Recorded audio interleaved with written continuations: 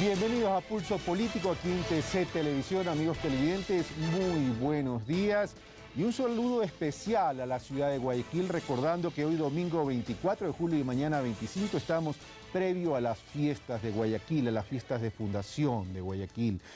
Amigos televidentes, seguimos y continuando tratando temas que nos deben convocar e involucrar para construir una mejor democracia, para construir un mejor país. Pero lamentablemente en ese ejercicio de diálogo, en ese ejercicio de análisis, nos encontramos siempre con algunas barreras de carácter político, barreras ahorita de carácter incluso de niveles altos en cuanto a decibeles, en cuanto a percibir y tomar posición de los distintos temas que en el Ecuador en este momento son de interés. Tenemos por un lado la sentencia al Diario del Universo, tenemos por otro lado el Consejo de la Judicatura de Transición, tenemos por otro lado una ley de comunicación en ciernes, por cierto, es decir, tenemos muchas cosas que tratar el día de hoy. Para eso hemos invitado a los asambleístas, comienzo de izquierda a derecha y no, por cierto, por las ideologías. Rosana Alvarado, de Alianza País, muy buenos días. Cintia Viteri, de Partido Social Cristiano Madera de Guerrero, buenos días. Y Paco Moncayo, de Alianza Libertad, muy buenos días. La Asamblea Nacional es un cuerpo colegiado, es un poder del Estado, pero veamos cómo percibe la ciudadanía en relación a la Asamblea Nacional y la famosa muerte cruzada que siempre está en el ambiente a raíz de la Constitución de Montecristi. Veamos el reportaje que nos ha preparado Carlos Andrés Núñez. Vamos a permitir, compatriotas. Si nos tenemos que ir a la muerte cruzada, nos vamos, pero yo no voy a permitir que asalten al pueblo ecuatoriano. Así lo declaró el presidente Rafael Correa el pasado 16 de julio, luego que denunciara un bloqueo de parte de la oposición para dar paso a lo aprobado en la consulta popular.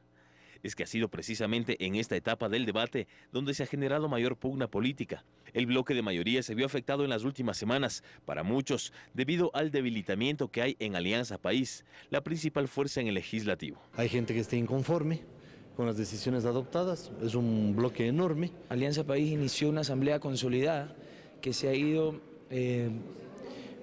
perdiendo fuerza, precisamente por la prepotencia del presidente de la Asamblea y el mal manejo político de los operadores políticos del gobierno. Pero desde la bancada oficialista se opina lo contrario. No hay debilitamiento, nosotros estamos unidos mayoritariamente, nosotros seguimos en un proceso en que seguimos unas líneas, unas coordenadas que ya conocimos porque son las coordenadas del proyecto político de Movimiento País que cuando fuimos candidatos, las defendimos. Más bien estamos atravesando una etapa de debate interno, estamos haciendo análisis y evaluaciones que permitan fundamentalmente asumir errores y aciertos. Sin embargo, la consolidación que Alianza País tuvo en un inicio ya no es la misma.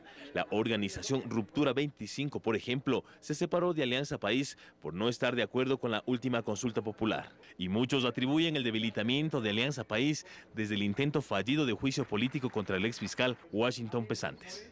La muerte cruzada consta en el artículo 148 de la Constitución y señala que se lo aplicará únicamente cuando exista arrogación de funciones, por crisis política, conmoción interna o por obstruir de forma reiterada e injustificada el Plan Nacional de Desarrollo. Si se plantea una muerte cruzada es porque en definitiva no estamos cumpliendo con el mandato soberano del pueblo. La muerte cruzada no es contra los asambleístas, es primero contra el presidente de la República y muere la asamblea, o sea, se mueren de manera instantánea los dos. Es más, nosotros hemos pedido que vayamos a la muerte cruzada, pero de ninguna manera vamos a aceptar el chantaje que se piensa y se ha dicho de parte del presidente que se destituirá a asambleístas por desacato. ¿Cómo alguien puede sentirse amenazado por una disposición constitucional? Por el momento, Alianza País sigue siendo mayoría en la Asamblea, pero más allá de eso, el desafío es lograr que el poder legislativo realmente sea la representación del pueblo.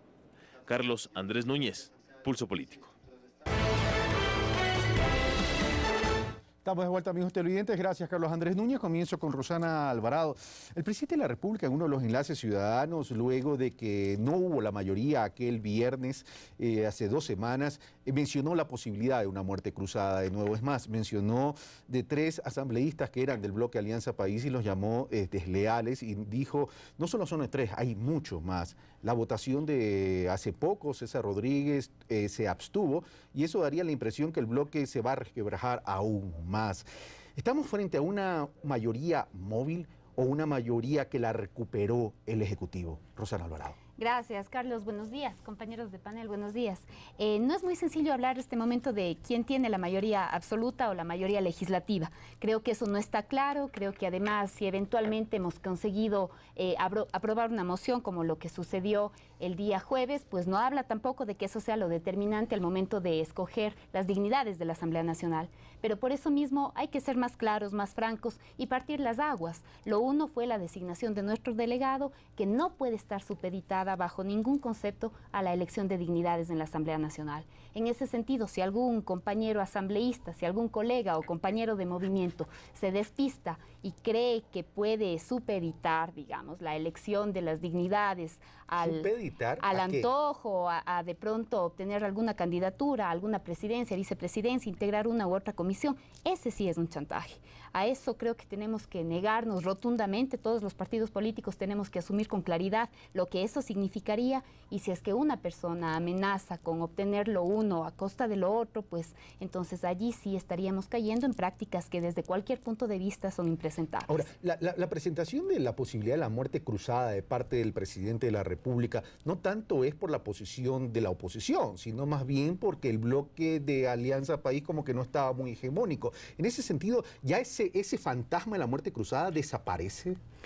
Digamos, si es que le vemos como fantasma, los fantasmas aparecen y desaparecen. Si es que le vemos como una causal establecida, como una medida excepcional que establece la Constitución, tenemos que primero reunir los requisitos. Son clarísimos, allí están escritos, no es muy sencilla la medida, es una medida a todas luces extrema, pero siendo una medida constitucional puede ser aplicada el momento en que haya los requisitos cumplidos. Ok, ahora, Cintia Viteri, el presidente retó a la muerte cruzada, pero la oposición, ciertos sectores de la oposición, no todos por cierto, han recogido el guante, dicen vamos a la muerte cruzada.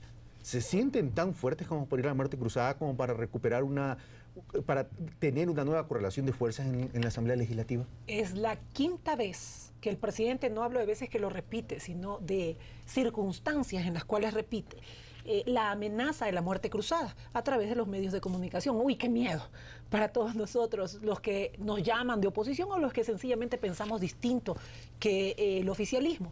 Es más, le hemos dicho no una, sino en reiteradas ocasiones, que no hable, que lo haga. Cuando uno quiere hacer algo, lo hace, no anda amenazando. Si él cree que este es el momento y le queda solo un año para ir a la muerte cruzada, que lo haga. Nos vemos otra vez en las elecciones. Vamos a ver cómo se mueve el ajedrez político en cuanto a números dentro de la Asamblea. Y es que, Carlos, la amenaza de la muerte cruzada no es para la oposición. La amenaza de la muerte cruzada del presidente de la República es para su bloque. Cuidadito porque no vuelven a estar en la lista para la reelección. A nosotros, dime, ¿en qué nos afecta? Nos vamos otra vez a elección, pero el bloque país sí van a quedar desgranados algunos, y por otro lado no es el mismo número que va a ir a la Asamblea. Y fue tan gracioso lo del presidente, porque esta última amenaza la hizo en virtud de que no se había podido designar a su candidata, Tania Arias, para el Consejo de la Judicatura, pero no fue pues la oposición quien impidió esa designación, fue el presidente Cordero, que suspendió el debate.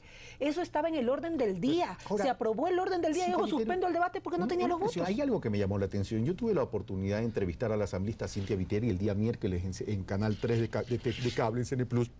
La posición de ustedes era, vamos a hacer quórum, vamos a ir a la Asamblea, pero no vamos a nominar a nadie, sino que vamos a establecer una propuesta de que sea la ciudadanía la que nomine. ¿Pero estuvieron ahí? Sí, estuvimos ahí, estuvimos todos. ¿Por qué? Porque el oficialismo estaba jugando a números. Entre mayor era el número, más era el coeficiente que ellos necesitaban para la aprobación, número 1. Número 2, en la misma pregunta, y eso fue lo que yo les dije a mis compañeros en la reunión que tuvimos, si lees la pregunta 4, la pregunta 4 que tiene que ver con el Consejo de la Judicatura de Transición. Las últimas 2 líneas dicen expresamente que aquí se obviará concursos de mérito y oposición, es decir, no podían ser sometidos a concurso. Entonces el presidente decía que nos estábamos oponiendo, no, nos oponíamos a su candidata.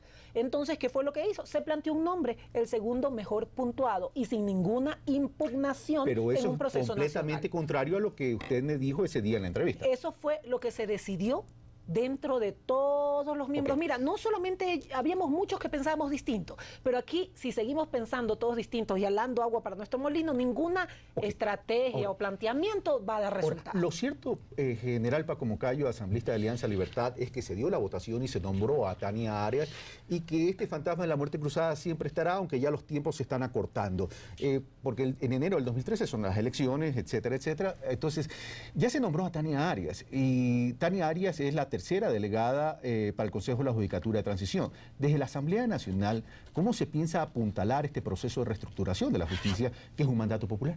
Bueno, aquí hay 2 puntos muy importantes que debo señalar. Durante toda la campaña que hicimos por el no, le hicimos ver a la gente que esta era la más atroz metida de la mano en la justicia de la que podíamos tener memoria. Pueden justificar con 1000 razones.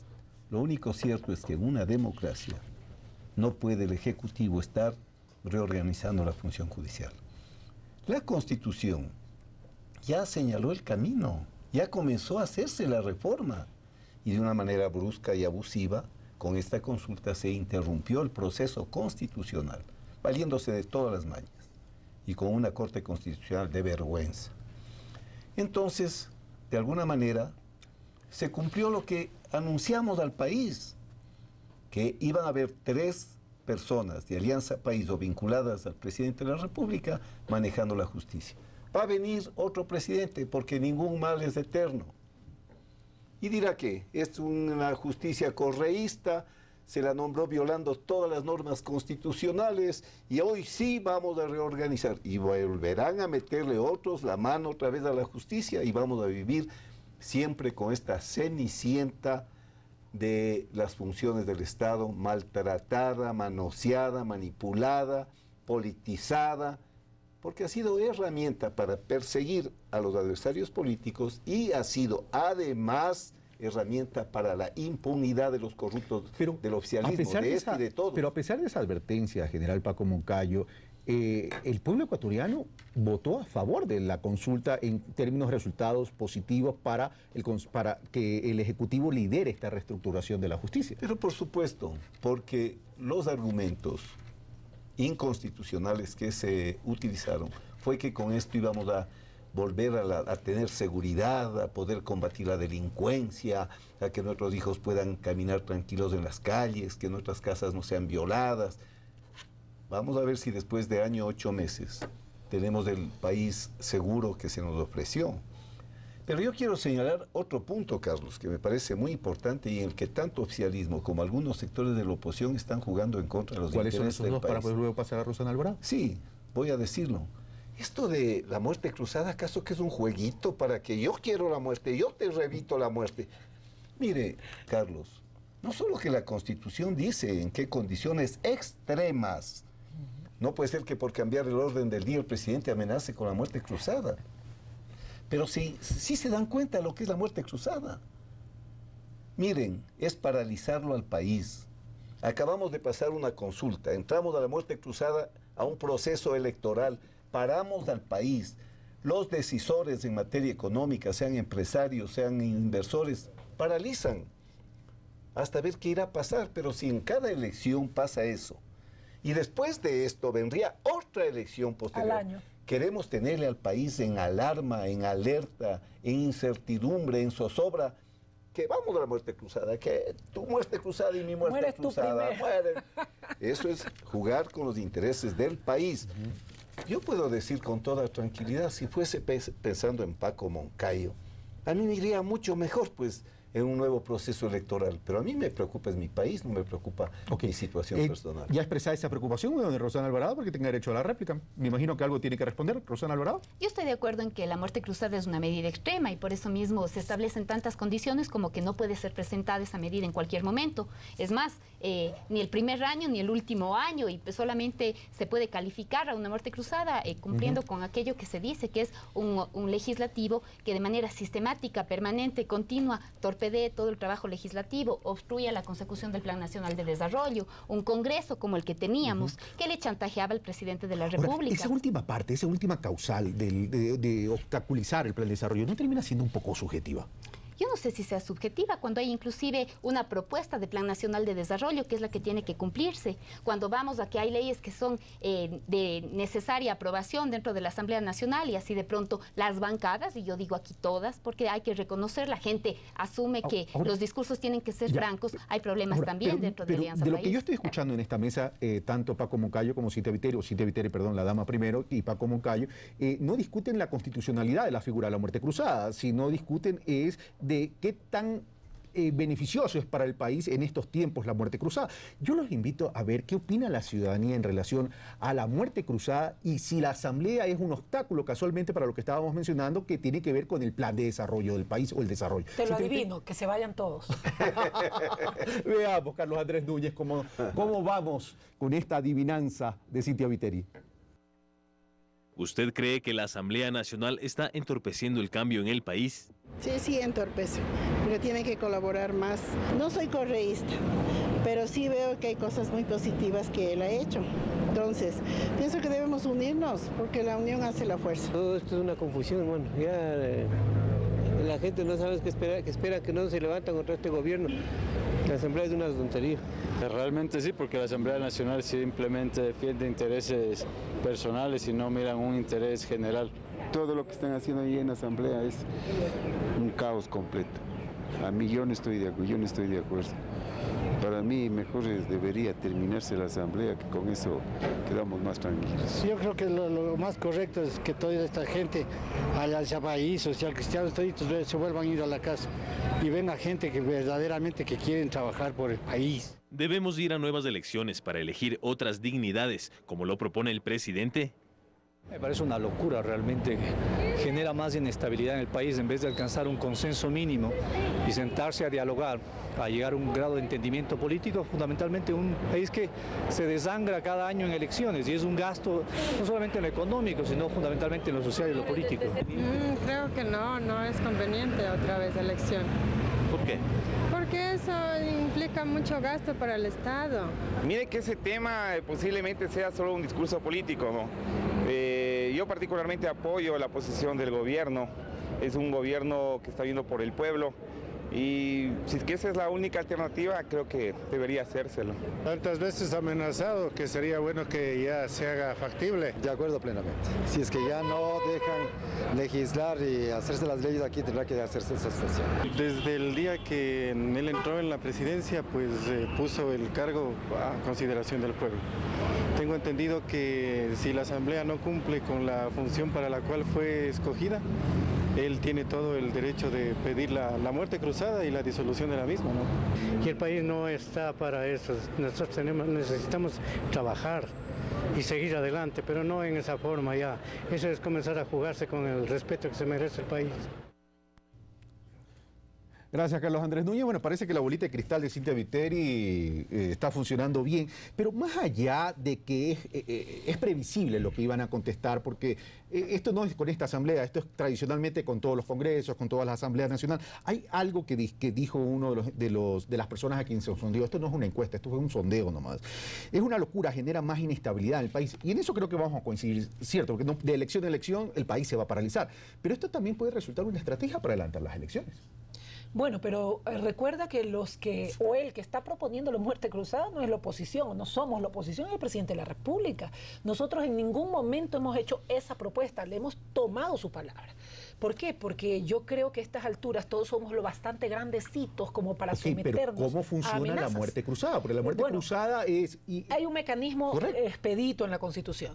El presidente gobernará por decretos, inclusive durante el tiempo en que se vuelvan a hacer las elecciones. Es más, los tiempos están contados. Y volvemos a un proceso electoral siempre y cuando este se dé antes del último año del ejercicio de las funciones de los asambleístas en este momento. Eso es lo que dice la Constitución. Pero al hecho político que estamos viviendo, yo creo que eso ha servido de un arma para el Ejecutivo, no para amenaza de la oposición, sino para amenaza de sus mismos legisladores. Paco Moncayo, ya la Muerte Cruzada, por lo que vemos, ya prácticamente no sería viable, pero las elecciones son en el 2013 y con el actual Código de la Democracia, esas elecciones ¿van a ser realmente transparentes o van a ser adecuadas? Porque vimos que para la consulta popular nos demoramos más de 2 meses para conocer los resultados. Ahí no hay que hacer ciertas reformas. Sí, en primer lugar, hay que decirlo, ya el próximo año es año electoral. Sí. O sea, hablar de muerte cruzada cuando ya entramos de año electoral no tiene ningún sentido. Ahora, yo estoy preparando una propuesta de reformas al Código de la Democracia. Efectivamente ya pasó por nuestra mesa, pero hay tantos detalles que se nos pueden escapar. Entonces, estamos planteando algunas, yo estoy planteando, ya lo voy a presentar, algunas reformas en los plazos.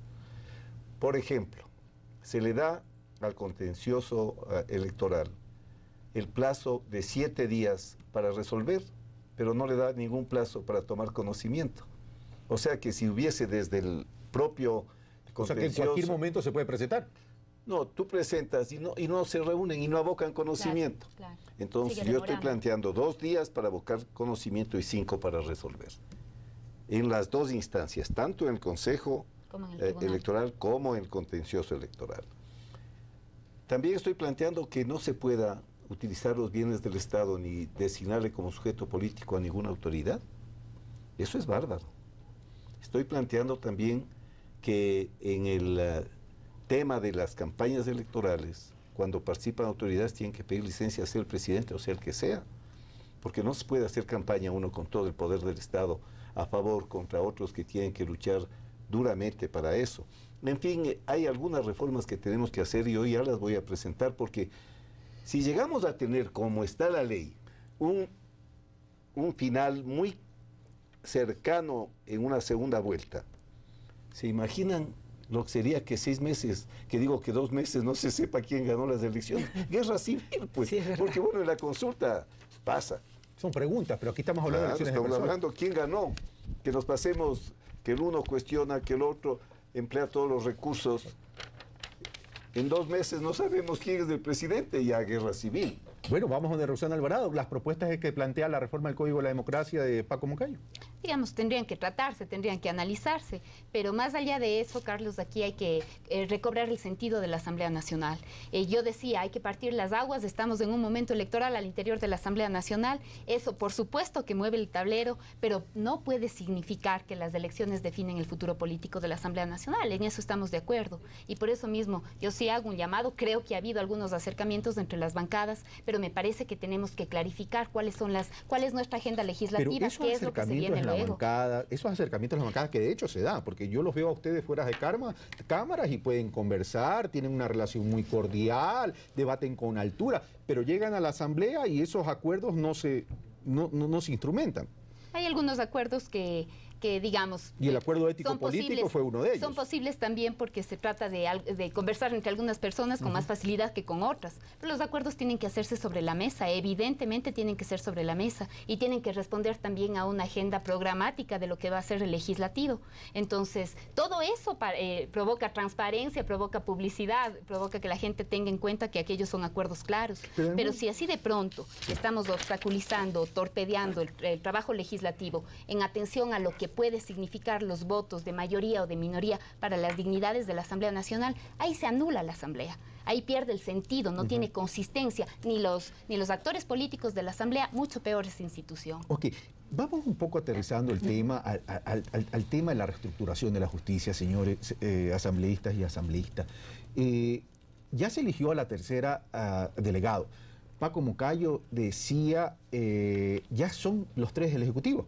Pero el tema es que independientemente que sean o tengan afinidad al Ejecutivo, el pueblo ecuatoriano escogió que sí a la reestructuración en la pregunta 4, sí a la pregunta 5, y ya es un hecho. Por tanto, tenemos que apuntalar la reestructuración de la justicia, y la Asamblea no puede tirarse para atrás en el sentido de ser un mero espectador, porque también tiene un compromiso fundamental, y ese compromiso fundamental es apuntalar esa reestructuración de justicia con una gran reforma integral a la justicia en términos de Código Penal, sistema de procedimientos penales, etcétera, etcétera. Desde la Asamblea, ¿cómo se va a apoyar este trabajo de forma coordinada con el Consejo de la Judicatura? Aquí hay que ser claros. Por ejemplo, Tania Arias es una delegada que propuso la Asamblea Nacional, es la representante de la Asamblea en este Consejo de la Judicatura. De manera que las reuniones con ella, por ejemplo, tienen que ser periódicas. Tenemos que elaborar con ella cuáles son las prioridades que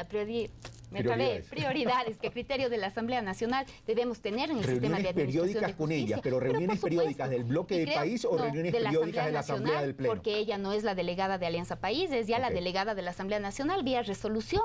Nos guste o no nos guste. ¿Sí? De allí, me parece que aquí es súper importante y hay que reivindicar que ni la peor oposición, ni aquella más feroz, ha dudado de la integridad de la doctora Tania Arias. En este momento, a estas alturas del partido, hablar de que está verificada, de que reivindicamos la integridad de una persona, eso es bastante decidor, ¿sí? Entonces, este sistema, esta reforma, que además tiene las limitaciones que estableció la Constitución y la misma consulta popular. Ustedes van a exigir a su delegada que rinda cuentas y que haga un trabajo coordinado con ella, es decir, que no sea iniciativa propia lo que ella vaya a hacer. Sí, Tevite.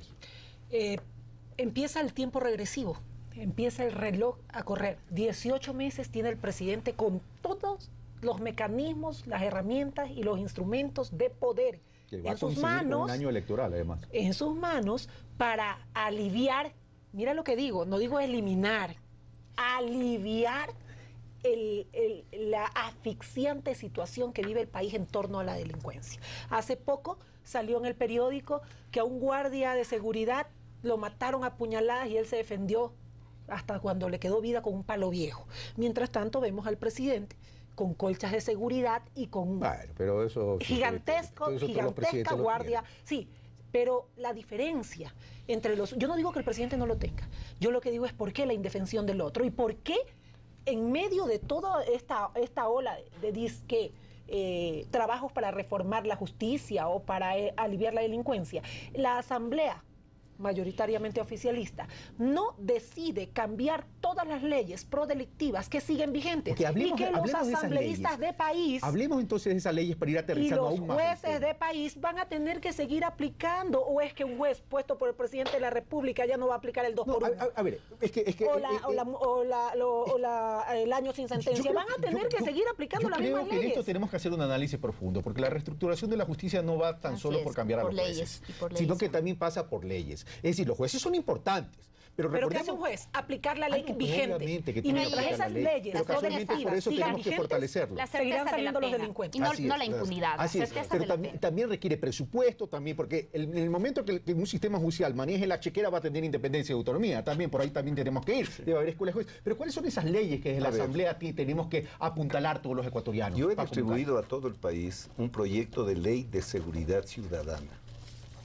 Porque ese enfoque es el enfoque errado, el enfoque penalista, el enfoque sancionador. Como alcalde de Quito, 8 años y medio, nosotros trabajamos arduamente en el tema de la seguridad. Logramos bajar de 15 a 11.5 homicidios por 100.000 habitantes. Todos los alcaldes éramos responsables de la seguridad. Y con las mismas leyes. Con las mismas leyes. No. En tu época estaba la detención en firme vigente, Paco. Sí. Pero a lo que yo quiero llegar. Y estaba derogado el 2x1 también. Pero a lo que quiero llegar es que el problema de la seguridad no se resuelve solo en la función judicial con leyes. Por eso la propuesta mía de esta ley de seguridad ciudadana, sobre la base de experiencias en todo el mundo. La seguridad es un tema que debe interesar desde a la Junta Parroquial hasta el gobierno central, a todas las funciones del Estado. Debe haber... Los pillos se ríen de nosotros, pues. Mientras nos peleamos en la función legislativa con el Ejecutivo, con la judicial, los pillos están carcajeándose. Y armados hasta los dientes. La única forma de enfrentar este problema... ¿Con un plan integral? Es con un plan integral, pero no hay la ley que lo respalde. ¿Cuál es esa ley que debe respaldar, Paco? No hay aquí una ley de seguridad ciudadana. Entonces, partamos, no hay una comisión de seguridad ciudadana en la Asamblea. Conclusiones. Significa entonces que el hecho que tengamos una mejor justicia no significa que va a disminuir la inseguridad ni la delincuencia. Partamos de ahí porque si no, cuidado los ecuatorianos pero vamos a eso fue lo que ofreció el presidente. No, eso fue lo que dijo durante campaña. Ya, pero no estamos aquí para ver quién se equivoca y quién no se equivoca, sino como país. Es decir, si es que la reestructuración de la justicia va y llega a feliz término, eso no significará entonces que la delincuencia va a disminuir. Vamos a tener más sanciones, más cárcel, más presos, a lo mejor sí, pero la delincuencia no es que va a disminuir de la noche a la mañana. Entonces, ¿cuáles son aquellas leyes que ustedes van a proponer desde la Asamblea para apuntalar este sistema de justicia que los ecuatorianos queremos? Rosana Alvarado, Cintia Viteri y Paco Moncayo. Pero es que el tema no es únicamente por la aprobación de un mayor número de leyes. Okay. No significa solamente eso. En eso, por supuesto, que nosotros hablamos de pero una rutina y de una propuesta de seguridad integral. ¿Ya? Es una propuesta de seguridad integral. Paco Moncayo habla de una ley de seguridad nacional. Pero frente a las... Ciudadana. Y seguridad integral, además, de acuerdo a la perspectiva que propone la misma Constitución, seguridad integral. Porque entonces hay mujeres que no están seguras en la calle, pero tampoco están seguras en sus casas, porque los maridos les golpean, porque los hijos les agreden. Y discapacitados, ¿sí? y personas con discapacidad que tampoco están seguras. También es un tema de inseguridad. ¿Sí? Y niños que son abusados sexualmente. ¿Cómo podemos hablar de seguridad cuando los jueces, en el 99% de los casos de asesinatos, de agresiones a las personas, dejan en la impunidad esos temas? ¿Sí? Entonces, allí no es que faltan las leyes, es que algo ha estado pasando con los jueces. Jueces que se han ensañado con el delincuente siempre, el que se lleva un teléfono celular, que se han ensañado con él, pero que le han dejado libre al narcotraficante. Entonces, allí, claro que pasa por una revisión del sistema de administración de justicia, claro que la consulta aborda esa propuesta, claro que el Consejo de la Judicatura tiene sobre él, sobre esa nueva conformación del Consejo, la responsabilidad enorme, no de hacer milagros, porque nadie se va a creer en los milagros ni en el país de las maravillas, pero sí de una tarea fundamental, impostergable, como es revestirle a la Administración de Justicia de aquello de lo que ha carecido, que es de justicia. Ok, pero los jueces tienen que aplicar leyes que son vigentes, y por otro lado, de acuerdo a la propia aplicar, obviamente, pero también hay otro problema. Y el otro problema es que, de acuerdo a criterio del fiscal saliente Washington Mersantes, dice que hay... Malitos, pero ya se fue, ya se fue, ya, pero suficiente. ¿por qué? Pero él se encargó, por ejemplo, de dar ruedas de prensa. No iba a las audiencias, iba a las ruedas de prensa, iba a las entrevistas. Yo no voy a hablar de la gestión de Washington Mersantes, pero él dijo algo que también es interesante y que también trae a realidad lo que es el sistema judicial. Menos de un juez por cada 100.000 habitantes, entonces es una realidad tremenda para un sistema judicial. Ahora, todos sabemos, ley de seguridad ciudadana, algunas leyes, no es cuestión tan solo de leyes, sino de procedimientos, etcétera, etcétera. Pero en el ámbito de ustedes tienen que apuntalar al sistema judicial. A eso iba. Justamente lo que nos toca a nosotros, los que estamos en esta mesa, salvo tú, son las leyes. No nos toca nada más. El resto es política del Estado. Y le escuchaba con atención a Roxana señalar que los jueces atrapan a alguien que roba un celular, pero deja libre a los narcotraficantes, y me vino inmediatamente a la mente aquel indulto a 2.000 personas involucradas en el narcotráfico firmadas por el presidente de la República. Todos esos son delitos de narcotráfico. Si tú lees la ley, están juzgados por delitos. Solo con 2 kilos de droga. Y los narcotraficantes, por supuesto. Esa es una cadena gigante. Es una cadena dentro de qué? Del narcotráfico. Ahora, por otro lado... Pero veamos el bosque. Un momentito. El presidente dijo en cierta ocasión que un juez, y con toda la razón lo dijo, había liberado 700 delincuentes y ha liberado 2.000 con un solo plumazo. Y ahora están ofreciendo $5.000 por quien atrapa 10 delincuentes, ¿no? Y pagaron $4 millones este mismo gobierno para liberar a 11.000. ¿Por qué la incongruencia en eso? O sea que la policía lo atrapa, le pagan 5.000 y él contrata abogados para aflojarlos por 11.000. ¿Usted está proponiendo entonces que no haya defensoría Yo pública? No estoy proponiendo eso. Yo lo que estoy diciendo es que las leyes hechas por el Congresillo y por esta Asamblea y desde Montecristi son pro-delictiva. Y yo sí te propongo algo. Aquí en esta mesa, yo voy a volver a presentar el proyecto que limita que delincuentes que hayan cometido delitos atroces como violación con muerte, secuestro con muerte, sicariato, salgan, sea lo que sea que pase. Pero ahí hay una propuesta en firme que Cintia Viteri pone sobre la mesa de Pulso Político. Paco Moncayo estaría dispuesto a recoger esa propuesta, y Rosana Alvarado también. Pregunto. Miren, yo he estudiado mucho este tema de la seguridad para creer que con agravamiento de penas no se soluciona nada. Hay que ver el tema desde un enfoque global. Y hay un tema que no vale dejar de hablarse. ¿Sabes qué es lo que le ha dañado a la justicia? la politización, el que todos los ejecutivos a su turno le han metido la mano, porque así han asegurado la impunidad de los propios, han podido perseguir a los adversarios políticos. ¿Cuántos juicios? La politización del control, cuando la Contraloría se dedica a buscarle hasta el último centavo al que no es gobiernista. Entonces también hay que ver cómo vacunarle a esta función judicial de la judicialización de la política, de la politización de la justicia. Además, las leyes que se publicaron son insuficientes. La Ley de Seguridad Pública y del Estado es un mamotreto. Con la misma visión de Guerra Fría que acusaban que se hizo la ley anterior, la hicieron esta, pero en sentido inverso. Le nombran en un capitulito por ahí, desvertebrado del contenido de la ley, la seguridad ciudadana. Pero todavía dice que la seguridad pública es responsabilidad del ministro en ese entonces de gobierno, etcétera, y de la policía. En ninguna parte del mundo la seguridad ciudadana es responsabilidad de un ministro y de la policía. La seguridad ciudadana es un complejo de acciones de responsabilidad de todos. Eso le hace falta a este país. Yo por eso no voy a proponer agravamiento de penas. Yo voy a proponer una ley de seguridad ciudadana que cree un marco, porque nosotros tenemos que poner las leyes y trazar la cancha en que puedan actuar. Créeme que uno de los daños más grandes que se hizo al sistema de seguridad fue cuando, llegado el gobierno, sin conocer bien el tema, porque el presidente ha dicho que él no sabe de esto, nos dejaron a los alcaldes a un lado. Dijeron, este es competencia exclusiva de la función ejecutiva. ¡Qué error tan grande! La seguridad no es competencia exclusiva de nadie. Tenemos que trabajar todos. Ahora, claro, un alcalde puede estar feliz. A ver, gobierno, denle seguridad a mi gente. Antes uno salía a la calle. Vamos a ese punto, Paco Moncayo, para ir donde Rosana Alvarado. Y la percepción de la gente casualmente es esa, que todo el mundo se tira la pelota y temas de todos es temas de nadie. Y resulta que los ciudadanos son las víctimas. Ahora, Rosana Alvarado, aquí hay dos temas. Ley de seguridad ciudadana, que dice Paco Moncayo, no hemos hablado de los términos de referencia o el marco jurídico de esa ley, estoy hablando como abogado, ya me preocupa. Y del tema de la propuesta de Cynthia Viteri. ¿Qué dice Rosana Alvarado?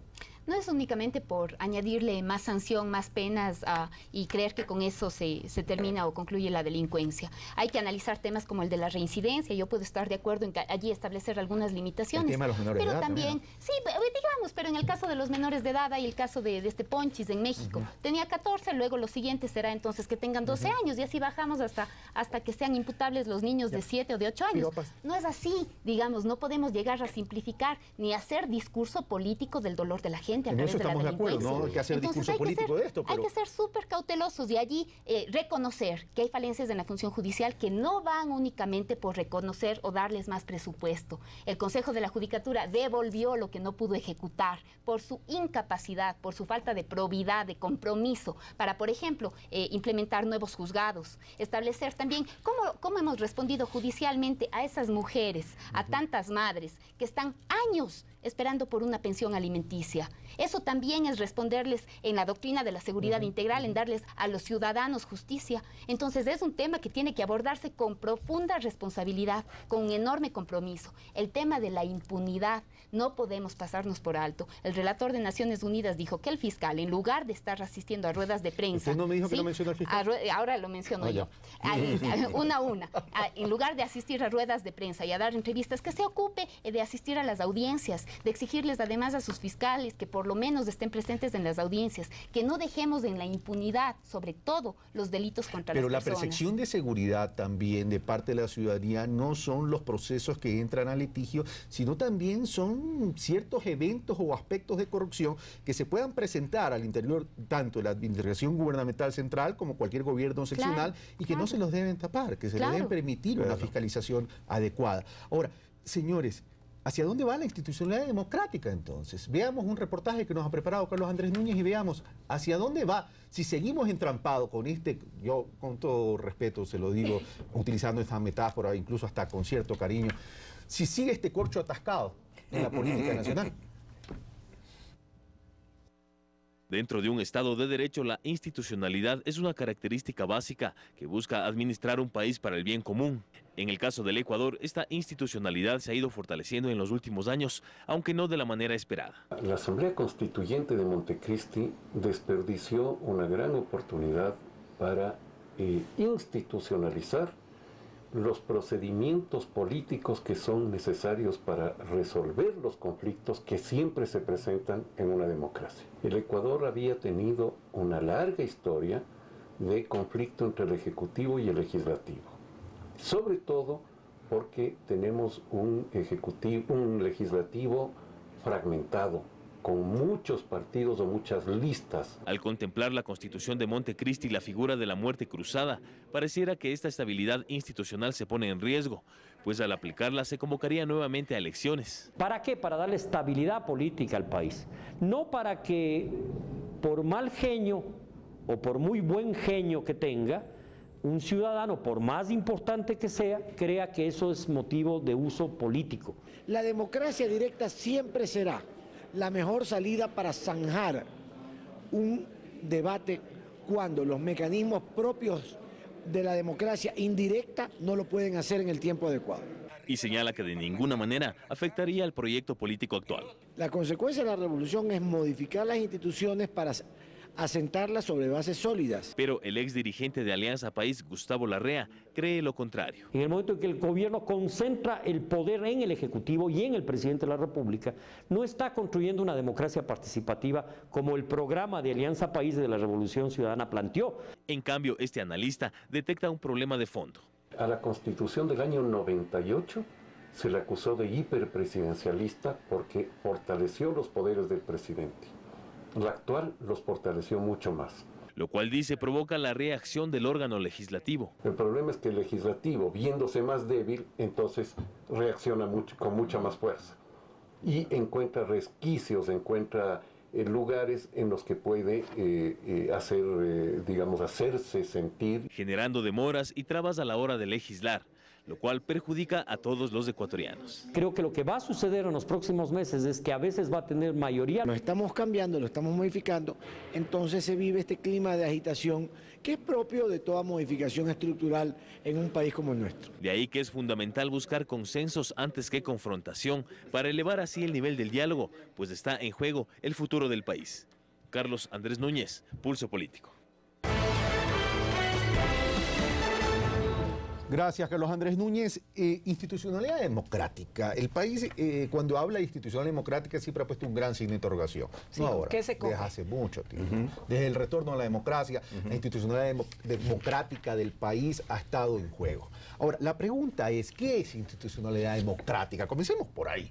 Es el respeto al orden constituido, y el respeto al orden constituido es el respeto a la independencia y autonomía de los poderes del Estado, que independientemente que ser independiente, valga la redundancia, que independientemente que sean autónomos y cada uno tenga su ámbito de acción, tienen que realizar un trabajo articulado, interrelacionado. Paco Moncayo, ¿podemos llegar a soñar que ese sueño que aspiramos, anhelamos todos los ecuatorianos, se transforme en realidad para tener una verdadera institucionalidad democrática, de que regresamos a la democracia? Realmente no la hemos tenido fortalecida, consolidada. Ese sueño está escrito en la Constitución. Pero la letra no basta. Eso es, lo penoso es que los que la hicieron son los que la pisotean diariamente. Porque, ¿qué son las instituciones? Miren, la democracia se fundamenta en instituciones fuertes, no en hombres o mujeres fuertes. Por eso, en el plan que hizo Alianza País, dice clarísimo que esta democracia va a ser una construcción colectiva, que no van a tener caudillos, líderes iluminados, que va a ser la ciudadanía la que construye esta, porque es una revolución ciudadana y es una revolución en democracia. Entonces, las instituciones no solamente son las funciones del Estado, no, son valores democráticos, son conductas, comportamientos democráticos, son principios democráticos. Y hay una lucha larga por hacer en este país, vencer la vieja cultura del caudillismo, de pensar que el pueblo necesita de salvadores, de mesías, de protectores. Pueblos que piensan que cada vez van a poder elegir al Salvador van de tumbo en tumbo. La única salvación es la organización ciudadana, la única salvación es la participación ciudadana. Vean lo que está pasando en Europa. Toda esa juventud consumista, indolente, que creía que habían llegado a la etapa de la prosperidad perpetua y que hoy ven a la Europa en la encrucijada y tienen que salir a las calles a sentarse. Para que nuestros jóvenes no tengan nunca que salir indignados a sentarse en las calles, deben participar en su barrio, en su ciudad. Ser ciudadano es eso. Y las instituciones democráticas se fundamentan en eso. Pero ¿quién debe ser el primero en dar ejemplo de valorar esas instituciones? Las funciones del Estado, el presidente, las autoridades, los líderes, porque si nosotros pisoteamos los poderes del Estado, como la Asamblea Nacional, la Corte de Justicia, la función judicial, el quinto poder, etcétera, etcétera. Se nos planteó una revolución ciudadana que mayoritariamente ganó las elecciones. Eso no cabe duda. Es decir, el pueblo ecuatoriano escogió un rumbo. El tema es, y Rosana Bullón de Rosana Alvarado, se está dando esta construcción colectiva, esta sociedad transversal, donde está realmente existiendo una participación ciudadana desde la planificación, como dice Paco Moncayo. Yo sé que estamos en proceso y hay que corregir sobre la marcha, hay que fortalecer, pero hacia allá estamos yendo. Bueno, la democracia no es únicamente la construcción de instituciones. La democracia tampoco es el buzón, ¿sí? Depositar el voto en un buzón y creer que con eso se consolida la democracia. Estamos hablando de construcción colectiva. Así es. Son unas construcciones colectivas, son unas construcciones en donde además aquella gente postergada, aquella gente marginada, tiene mejores y mayores oportunidades de participar. Creo que ahí podemos empezar a hablar de democracia. ¿Cuánto existe? ¿Hay excesos? No, nunca jamás podrían existir los excesos de democracia. Pero ¿cuándo podemos llegar a esa democracia? Precisamente cuando sea un gobierno corresponsable con el pueblo, por supuesto, un cogobierno entre el legislativo. Nosotros no creemos en una asamblea que tenga que torpedear las decisiones y las posibilidades que tiene el ejecutivo. Nosotros no creemos que el camino es el de la oposición, el del chantaje de la Asamblea Nacional para hablar de que es democracia. Entonces, que como el ejecutivo ya es de ejecutivo, pues ahora desde el legislativo hay que hacerle la contra. Esa no es una propuesta para nosotros, para nuestras concepciones, esa no es una propuesta democrática. Nosotros estamos seguros, convencidos de que la participación de la gente es la que nos dio, por ejemplo, Constitución, es la que nos dio, por ejemplo, los resultados de la consulta popular, porque sí hay, Carlos y televidentes, sí hay diferencias entre haber puesto tanquetas para que los magistrados no lleguen a posesionarse, entre eso, entre la alianza de Gutiérrez para traerle a Abdalá Bucaram con el PRIAN, con el MPD, entre eso sí hay diferencia con una consulta popular para modificar la Constitución. Entonces, ahí estamos hablando de diferentes construcciones democráticas. ¿Están satisfechas todas las ansias democráticas, revolucionarias que tiene la gente? No. ¿Cuánto tiempo demoró, por ejemplo, el Estado moderno en constituirse, en consolidarse? ¿O fue al día siguiente de la Revolución Francesa? Evidentemente los procesos son de largo plazo, pero... Bueno, terminó Rosana Alvarado, perdón, de Cintia Viteri, porque Cintia Viteri creo que estaba tomando nota de todo lo que estaba hablando Rosana Alvarado. Sobre todo cuando escuchó la palabra tanqueta. No, porque me vino otra vez a la mente la militarización de la Corte hace 2 días para lograr una sentencia de 40 y pico de millones a favor del presidente. Cuando Carlitos Mora murió después de 15 años de esperar que la justicia le resuelva algo. Aquí al presidente en 4 meses. Un juez en 33 horas. Leyó más de 100 y pico, escribió más de 100 páginas de sentencia, leyó más de 5.000 páginas del proceso y como una sentencia escandalosa a nivel mundial, dijo que los dueños de los medios y el que escribió, primero tenían la misma pena, dejando de lado aquel principio legal de los grados de pena, y por otro lado los condenó a pagar la millonaria cifra de 40 millones y más. Y aún así el abogado del presidente dijo que va a apelar porque eso es muy poco. Necesitan más. Así es que ya no son tanquetas. Ahora le ponen policía al juez. Porque al siguiente día, durante, antes y después, el policía tiene, el juez que le resolvió a favor del presidente Correa está rodeado por policías armados. Así, y por otro lado, también le escuché a Roxana hablar chantaje, y cuando uno generaliza, entonces incluye. Yo sí hago la pregunta aquí, las 2 personas que estamos aquí, que somos de la oposición, que no coincidimos en muchos temas con el gobierno, ¿alguna vez les hemos pedido algo a ustedes? No, claro. ¿Alguna vez le hemos propuesto algo para que nos den algo? Yo no aspiraría que le pidan, pero sí aspiraría que coincidan. Eso es otra cosa, pero la palabra chantaje es una palabra gruesa. Y en lo que estamos, los 2 que estamos sentados aquí, jamás, es más, hemos dicho, ni nos interesan las comisiones, póngannos donde les dé la gana. Señores, La institución democrática tiene que darse. No digo que no exista, digo que hay que fortalecerla y consolidarla. Y la Constitución de Montecristi habla de el buen vivir. Y le decía a Paco Moncayo fuera de cámara mientras estábamos en el camerino, pero para alcanzar el buen vivir tenemos que tener un buen convivir. Pero en ese buen convivir significa que debemos entender que a pesar de la discrepancia, la diversidad, debemos saber construir relaciones. El tema es que seguimos viviendo con una gran tortícolis mirando al pasado y echándonos la culpa los unos a los otros. Yo fui mejor gobernante, tú fuiste mejor gobernante, no, y reivindicando espacios de poder para términos de la historia y quedar bien.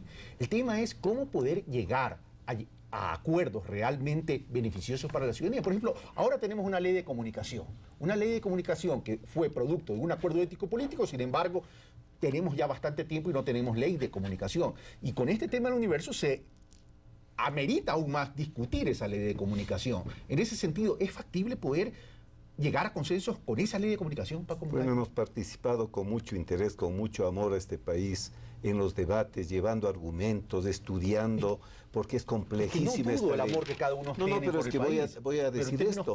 Pues que en términos prácticos todo el debate no sirve de nada.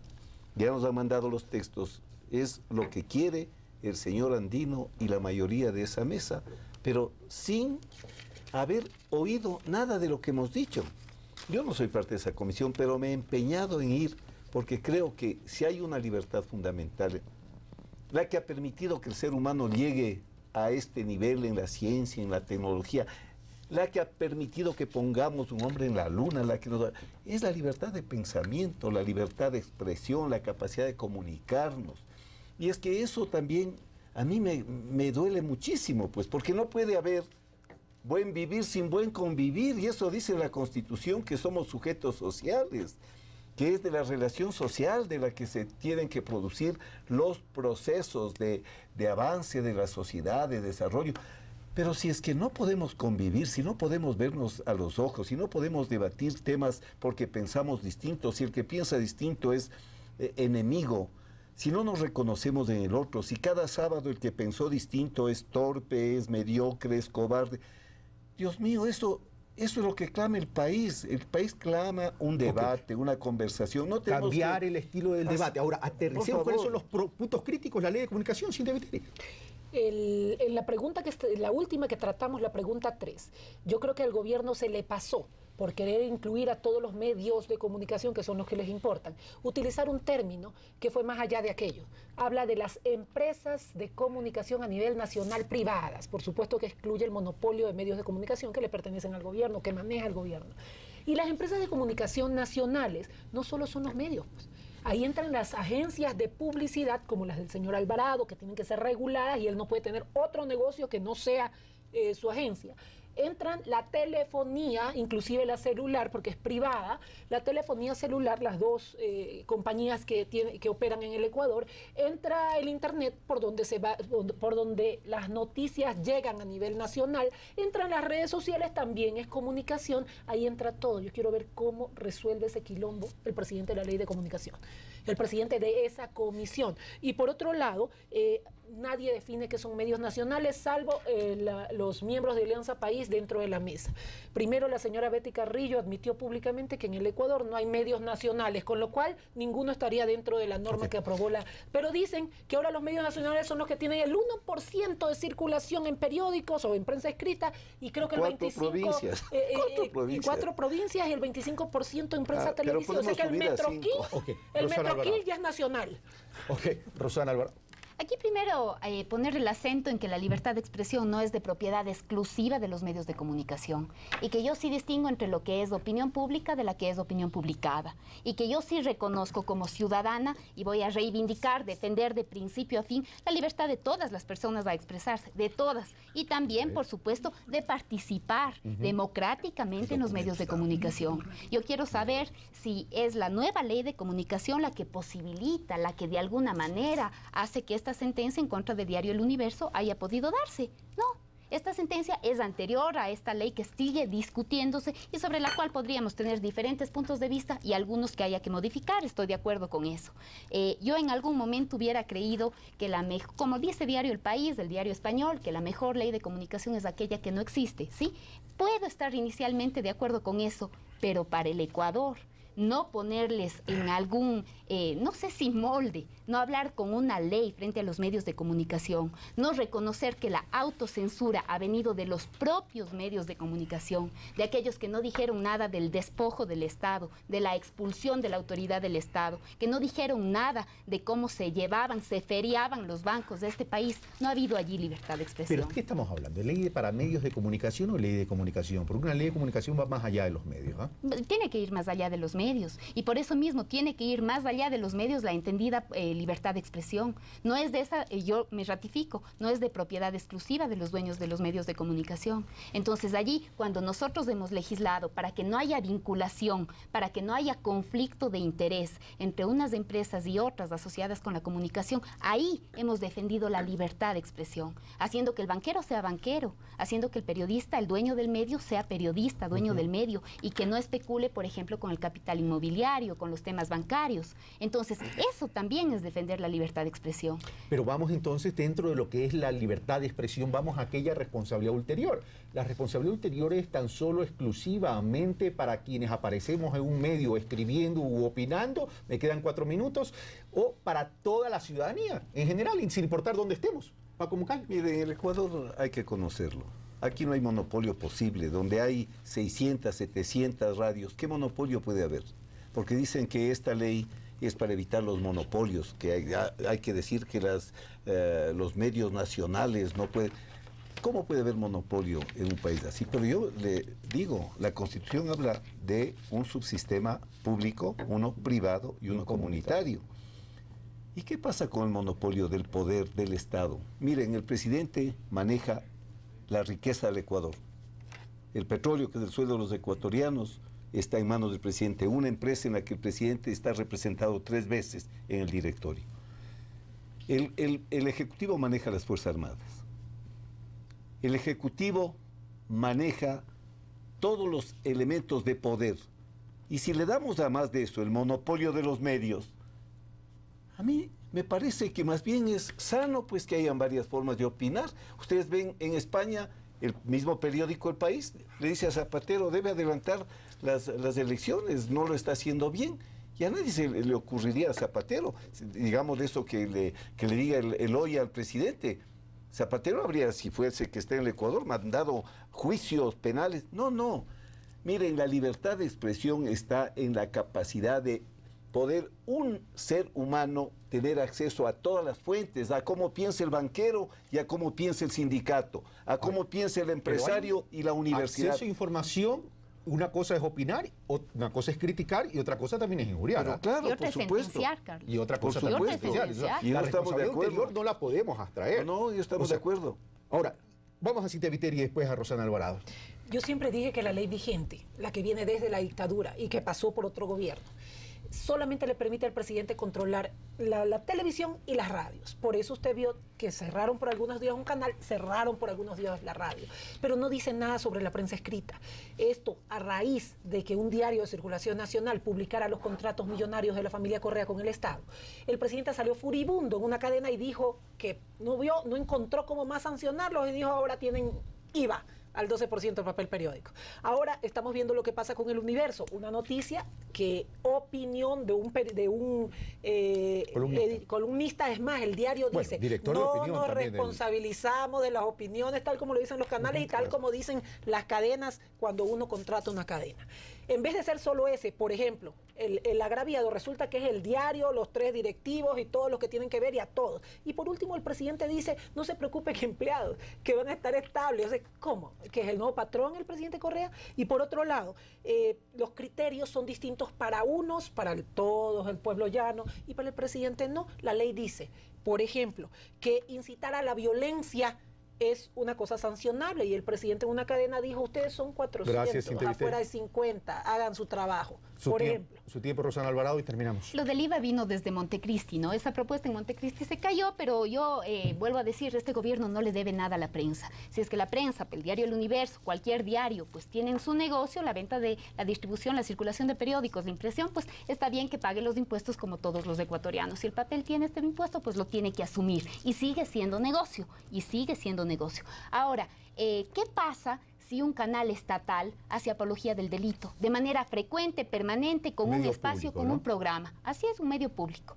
Un programa que sin ningún empacho, sin ningún tipo de rubor, de pudor, todas las semanas, de manera sistemática, permanente, un programa conducido por alguna persona haga apología del delito, o sea, un programa fascista. Y que creamos que la responsabilidad es solamente del periodista.